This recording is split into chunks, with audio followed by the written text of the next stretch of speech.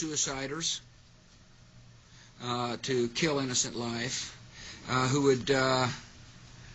had relations with Zarqawi. Imagine what the world would be like with him in power. The idea is to try to help change the Middle East. Now look, part of the reason we went into Iraq was the main reason we went into Iraq at the time was we thought he had weapons of mass destruction. It turns out he didn't, but he had the capacity to make weapons of mass destruction. But I also talked about the human suffering in Iraq, and I also talked the need to advance a freedom agenda. And so my answer to your question is that imagine a world in which Saddam Hussein was there, stirring up even more trouble in a part of the world that had so much resentment and so much hatred that people came and killed 3,000 of our citizens.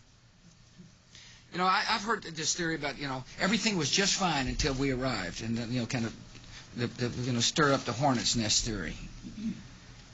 It just doesn't hold water as far as I'm concerned.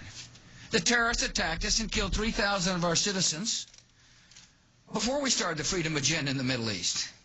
What did Iraq have to do with what? The attack on the World Trade Center. Nothing, except for it's part of, and nobody's ever suggested in this administration that Saddam Hussein ordered the attack.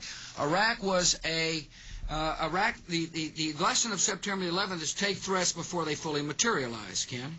Nobody's ever suggested that the attacks of September the 11th were ordered by Iraq.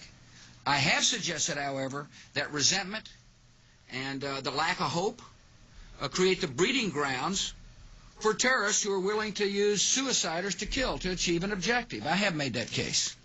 And one way to defeat that,